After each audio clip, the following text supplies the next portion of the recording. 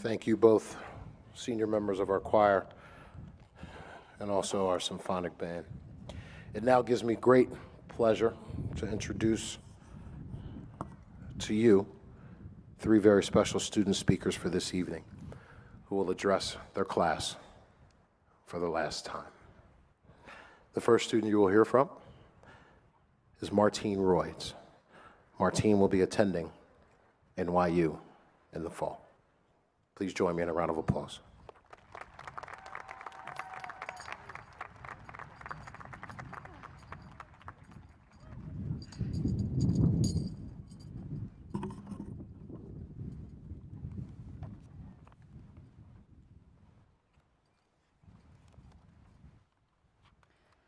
I brought something with me to show you guys today.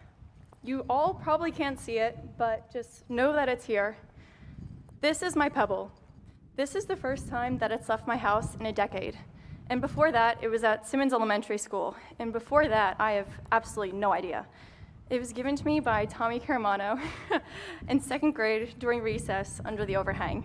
I'm looking at him right now, and I'm sure he's probably really confused and a little bit freaked out because he has absolutely no idea what I'm talking about.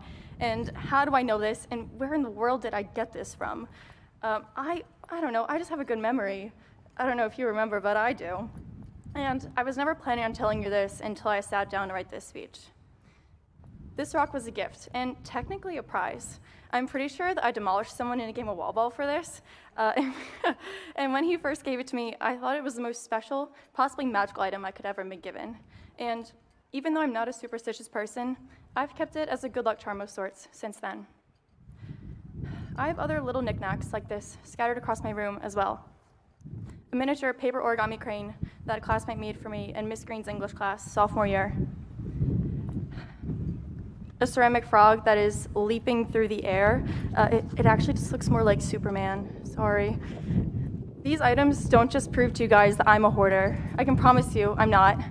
They represent a specific memory or a time in my life or a person in my relationship to them. They make me feel loved. As I've gone through my 4 years at this school, I've realized more and more how much of an impact the people in my life have had on me. And not just those whom I'm closest to or that are the most constant, those that have come into my life with brevity and weight. For you, this may be a classmate that you grew close to this semester, your teacher from freshman year that you still stop by to say hi to, or the librarian that still lets you into work even though you technically never actually sign out. These people are what make life so beautiful, although their importance may often seem diminished by how fleeting they pass by, like a planet on a glancing orbit. I cherish these people who have come into my life and left just as quickly. Their genuine friendship has taught me how much you can love someone without fully knowing them. These moments, while seemingly idle and mundane, are the ones that reaffirm my faith in people the most. While heading in a new direction in life, we hold these tokens tight, especially because sometimes it seems as though we are losing so much instead of gaining new opportunities.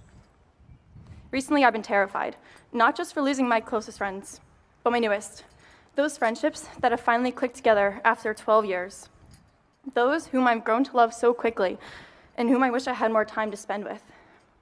I'm terrified of these relationships wilting before their bloom, of losing those connections and even acquaintances that I never got to fully know. For you, this may be the teacher that you never got to have in class, but still always said hi to you in the hallways and asked how you were doing.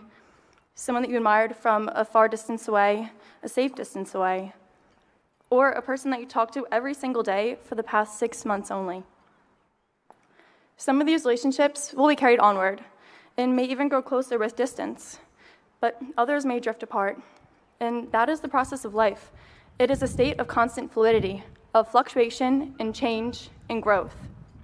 Leaving these people in a time of your life behind may seem like an emotional upheaval, but we will still carry them with us because they're an integral part of our identity. These experiences are keepsakes tucked away in our memories, are woven into the filaments that make up our core selves. Our surroundings have shaped us, like a rock in a rushing river, time and change constantly cascading and influencing who is beneath. And losing those surroundings and the vacuum that you may feel from that will be filled, though, by new faces, new teachers, and friends who will be there to continue to shape your life, along with the voices of past teachers and friends that will remain. Their impact, our impact, will not be lost with time or distance. Everyone, it seems, is on a constant soul search to find themselves, to discover their true essence and purpose. Our lives exist on an upwards curve, always approaching a new phase in life as we move towards an asymptote that is said to define us once and for all. We may never find this answer, but along the way, we will meet people who will help to influence and illuminate different versions of ourselves and illuminate the people that we can become. And isn't that really the whole point? To not only know yourself, but to surround yourself with people who love and understand you. Rainer Maria Rilke wrote in his Book of Hours that I want to describe myself like a painting that I looked at closely for a long time, like a saying that I finally understood, like the picture I use every day, like the face of my mother, like a ship that carried me through the wildest storm of all.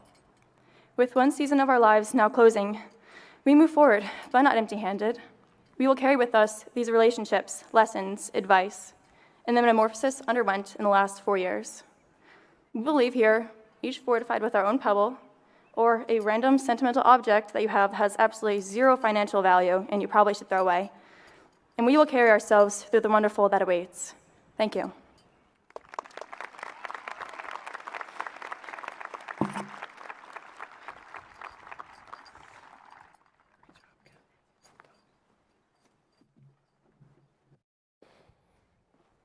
Ladies and gentlemen, I'd now like